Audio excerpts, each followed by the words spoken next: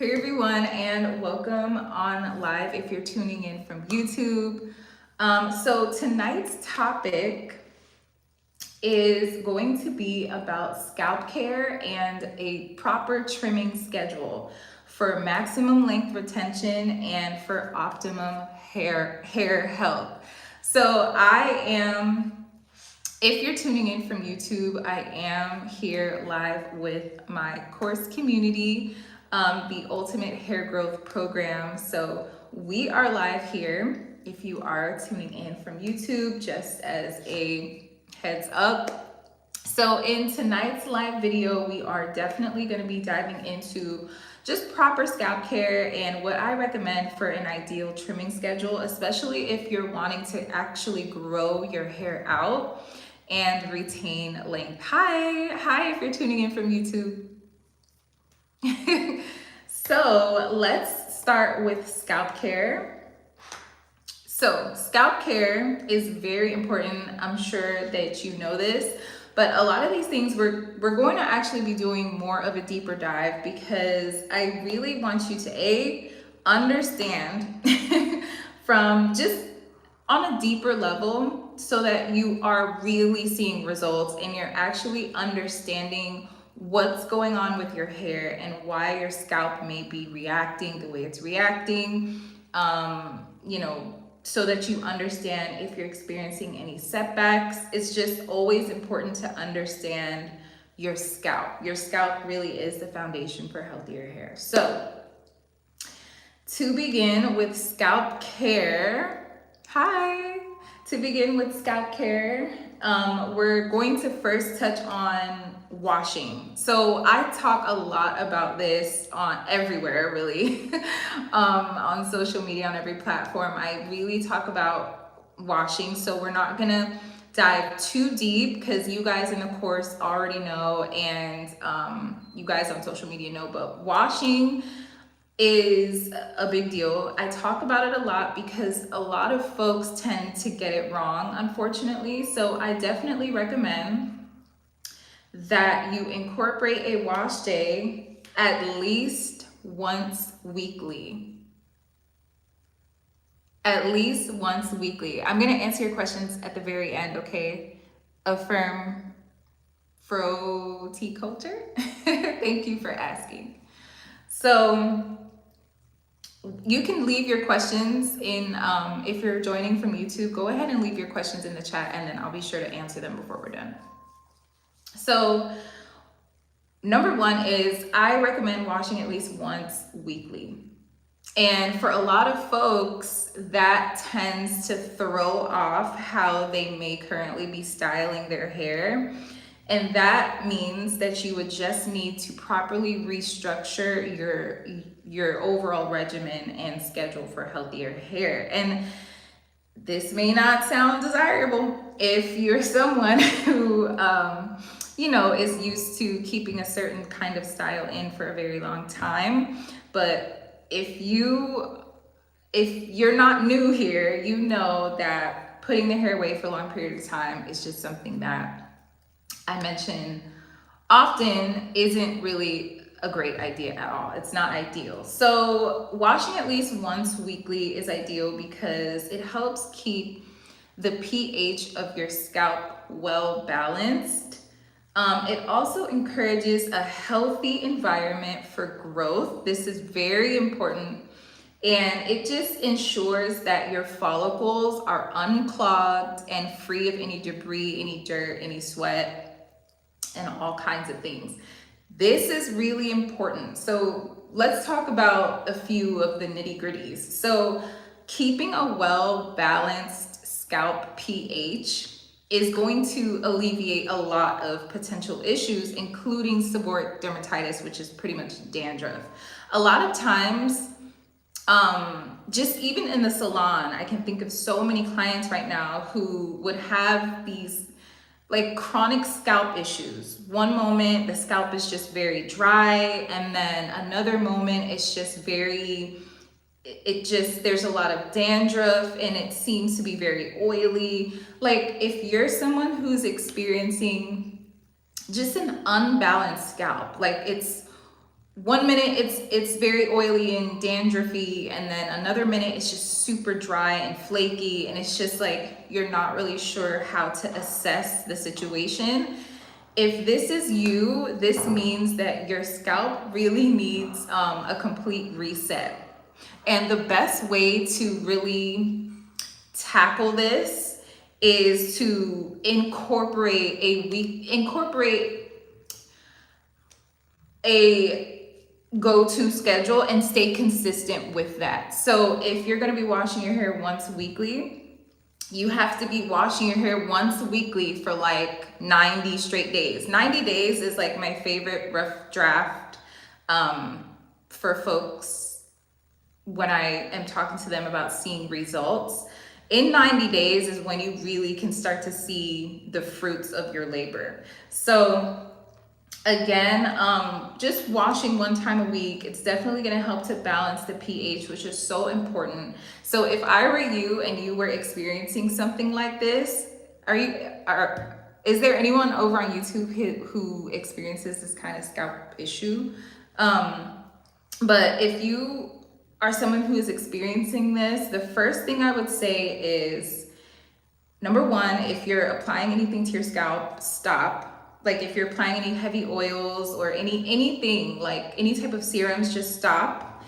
Number two, you would want to incorporate a weekly wash, and the weekly wash would need to be a gentle, balancing and or clarifying shampoo, followed by a pH balanced conditioner, and then of course your deep treatment. I will also say that when you are deep conditioning, be sure that you're not smearing the deep conditioner into the scalp. Now there are certain formulas that will call for that, and if that is the case, just be sure that you're rinsing it completely off of the scalp, because any leftover buildup is not going to be good. It's just going to build up on the scalp, and it's not going to be a very healthy environment. So anyway, we're going to move on because, well, we're going to go ahead and move on. So in terms of scalp care, another point that I want to bring up is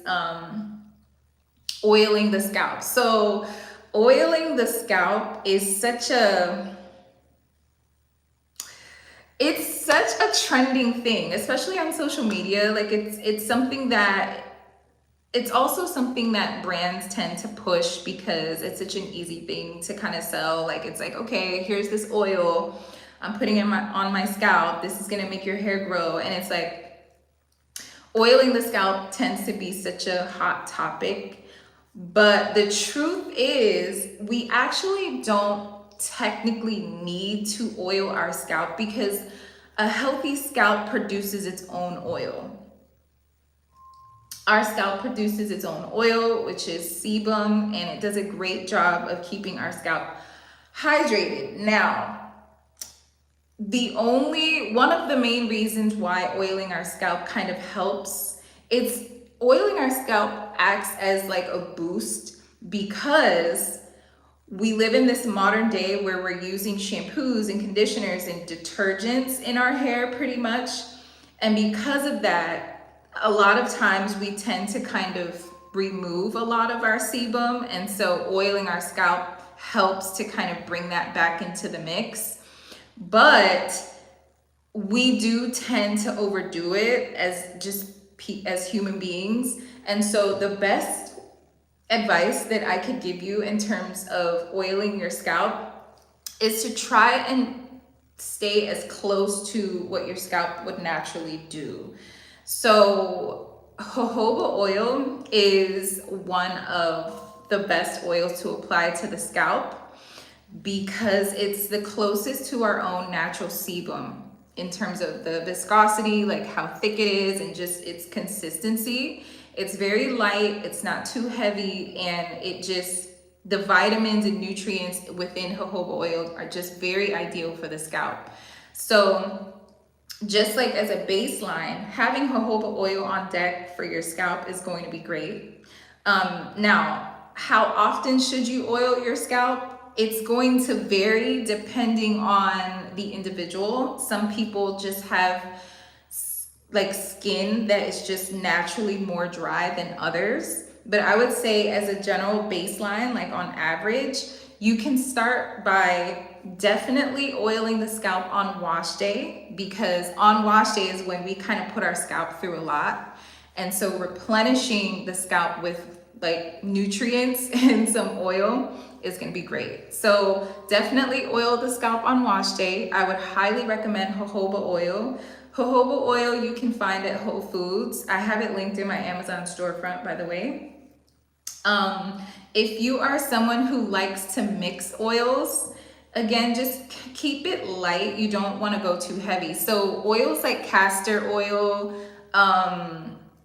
there are oils out there that are really excellent for our skin in general, but they're heavier. And so if you're going to use the heavier oils, just use it a little closer to wash day so that it's not staying on the scalp and trapping dirt, oil, and preventing moisture from getting in. What causes an imbalance on the scalp is when there's a layer of, let's just say, for example, oil or dirt that has been built up. And once there has been a layer of built up oil or dirt or sweat or whatever the case may be, it's gonna make it very difficult for new moisture to get through this barrier of oil or dirt or whatever. So moisture, it's gonna make it very difficult for new moisture to get in and adequately hydrate your scalp. So this is what tends to cause the imbalance, because if there's a buildup on the scalp, and new moisture can't get in, now the scalp is flaky, but it's also oily. It's flaky because it's not getting hydrated enough, but it's oily because there's buildup on it. So that brings me back to why having a consistent wash day is going to be so ideal. And the more you kind of get into the routine of it, the more balanced your skin becomes. Like the first time you wash, I mean, it's gonna feel great, but you're not gonna see a complete difference until you've gotten into the routine and your skin has gotten used to this new regimen. And it's gonna be so great because after a while of an excellent scalp regimen, your scalp will just be it'll just look hydrated, and your oil production, like your natural sebum, will just be on the most perfect kind of time clock. Everything will be running smoothly the way it's supposed to. What you don't want to do is interrupt nature. We're supporting what nature naturally does. We're not trying to replace nature. We're not trying to fix it. Like, our bodies are fully capable of taking care of things. So we don't want to overdo what nature is already doing. We're just kind of gently supporting. So again, jojoba oil I would recommend. I do like to mix oils, and I also have a favorite oil that I purchased. It is so great. I absolutely love it. It does include very powerful ingredients that include DHT blockers, which we talk about in the course. But that oil I will share with the course community as soon as we're done. But we are going to move on to trimming now. If you have any questions about scalp care, please feel free to leave it in the comment section here on the course if you're tuning in. And if you're tuning in on YouTube, be sure to leave your questions about scalp care in the comments as well. So we're gonna go ahead and move on to trimming. So I feel like there's so much information. There's a lot of misinformation regarding trimming and how often folks think it's appropriate. And you know, there are folks out there who have very long hair and they say, oh, well, I never trim my hair. This is the key. If you have hair that is damaged, like if you, right now, if you have see-through ends, or if you just have ends that need to go, if you have see-through ends, dry, brittle hair, split ends, the first thing I would say is you have two options. Option one is to just cut the damage completely off and start completely fresh all at once and just start a healthy routine immediately. Option two, if you are not comfortable with getting rid of it all at once, option two is you can cut a little bit of it off. Like if you have 4 inches worth of damage, you can get rid of perhaps 2 inches.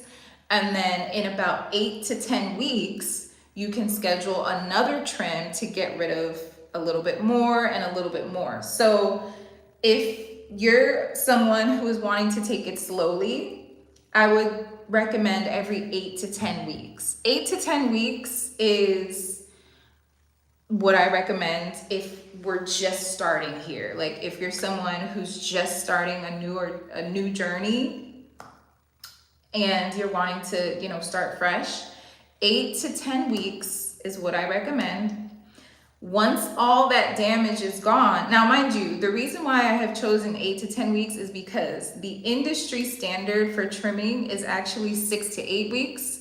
But I always went for 8 to 10 weeks with clients just to give the hair more of a chance to grow in. So we allow the hair to grow in and then we just cut a little, and then 8 to 10 weeks later, we have allowed the hair to grow in and then we cut a little more. And what that's going to do is pretty much have your hair at around the same length for a little while, but it's going to be progressively fuller and healthier. Once you have achieved healthy hair, like there are no more splits, you have gotten rid of it all, and you have from root to tip very healthy full cuticles, and you are doing a great job of taking care of the hair at home, then you can go from 8 to 10 weeks to 10 to 12 weeks. And potentially, depending on how well you're doing with maintenance and depending on your texture, if it's fine, medium, or coarse, you can go up to 15 weeks. 15 weeks is where I would typically cap it just for healthy hair in general, because that would be a little longer than once a quarter. And now when I'm saying trimming meaning not cutting a lot. Trimming meaning just maintenance, just keeping the hair well manicured as it's growing down. This kind of routine 100% still allows you to see supreme length. You can still retain a lot of your length this way. You can still see huge difference. It's been done. I have been doing that kind of routine with clients for 10 years. And so many clients have achieved their length goals, even with keeping their ends well manicured. So that is just something to definitely consider. What you don't want to do is keep the splits just on the hair for way too long, because you'll just be yo-yoing at the same length for forever. And so the first thing would be to make your goal getting rid of the split ends. That's like your first order of business. And then from there, maintaining. Now, this portion of the live, I'm actually going to be talking about my favorite shampoos and conditioners for a healthy scalp. I have a favorite pH balanced shampoo, a few favorite pH balanced shampoos and conditioners that I highly recommend for a well-balanced scalp. That portion of the video, my product recommendations, are going to be shared with course members only. If you are tuning in on YouTube and you're not a course member, that's okay. You can 100% join via the link on my channel, or you can just go to britanymichellePro so that you too can become a member of the Ultimate Hair Growth Program, and we can just get you on track to getting your hair goals achieved. So members, just stick around to the very end. We're going to be talking about specific shampoos and conditioners that I highly recommend for a healthy scalp, well balanced, pH balanced. And we're also going to be, I'm going to be sharing with you my favorite hair cutting shears that I use on myself. I have used them on clients. I highly recommend them. I will be sharing with you what shears I use that I think are just perfect. Shears are important.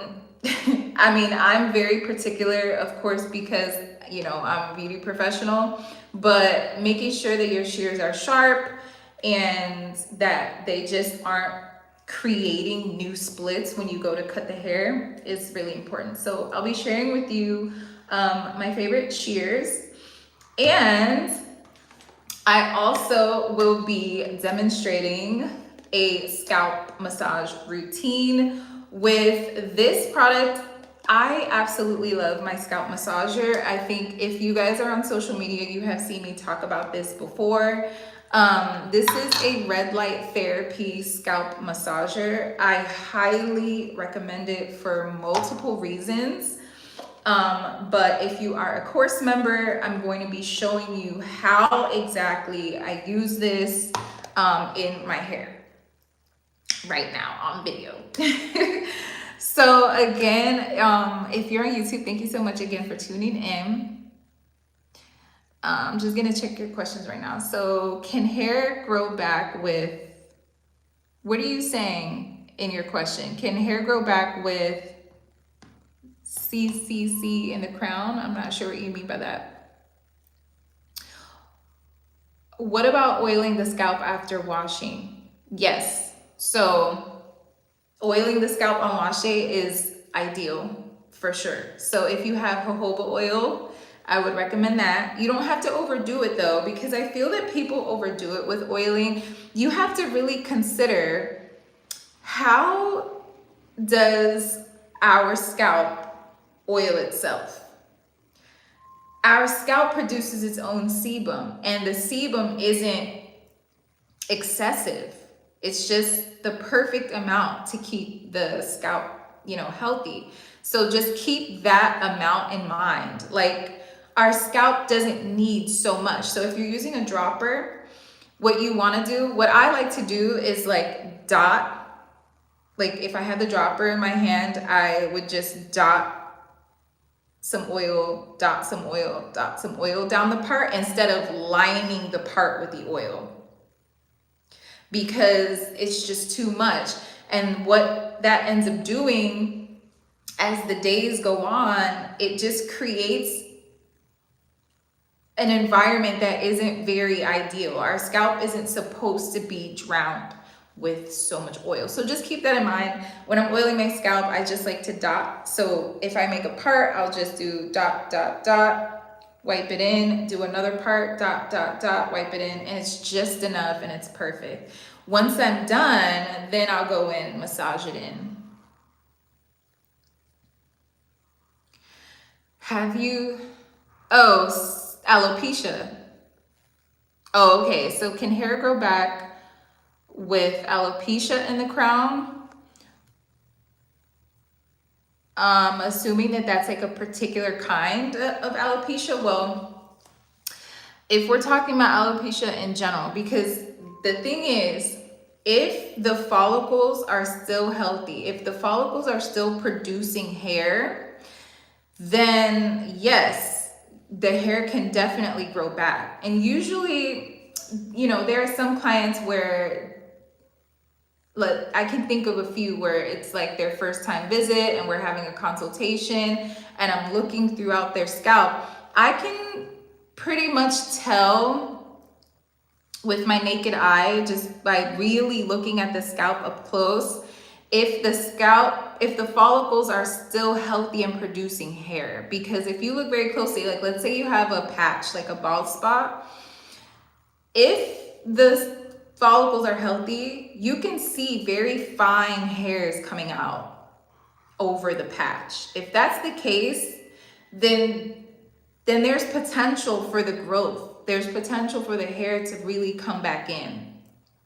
But there are some instances where the follicle has really been damaged because of either like harsh manipulation. Like it's a similar concept if you continuously wax the same area. Like after a while of waxing and waxing and waxing, after a while the follicles don't produce hair in that area anymore. And so if it's a situation where it's just been so much traction for so long, like if the hair is constantly being pulled and tugged in the same spot for so long, then there could be, it could very well be that the follicle isn't exactly producing. It's just not, it's just a dead follicle. I would recommend, if it's like very severe alopecia, going to a dermatologist. So in my area, so in the salon, there are just a select few clients where I definitely recommended a dermatologist.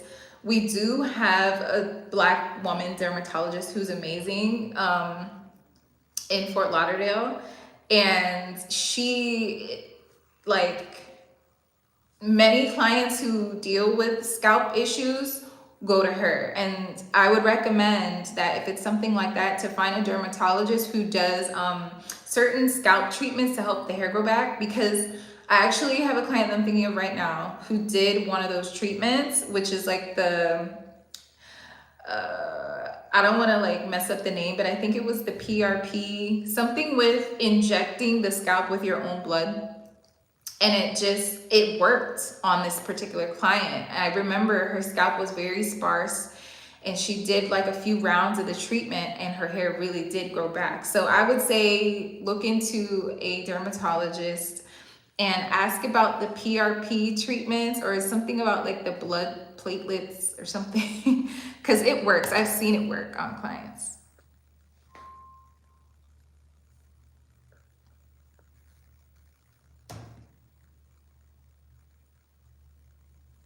Thank you so much, Ashley. I really appreciate that. I believe so too. I believe it's in our ministry too. I'm glad it helped, Melvina. Okay. I feel like,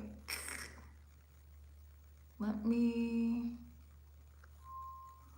because what does this have to do?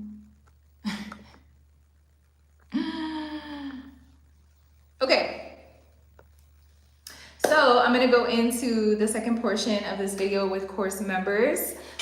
We're going to do a live demo, and we're going to go over specific products that I recommend for scalp care. If you are wanting that information, if you want to become a member of the Ultimate Hair Growth Program, you can do so via the link on my channel. Or you can just visit britanymichellePro and you can join there. So I look forward to seeing new members in the course. If you're tuning in on YouTube, thanks so much for tuning in again. I really appreciate you guys, and I'm gonna go ahead and continue with course members for the second portion of the live, and I'll see you guys in another video.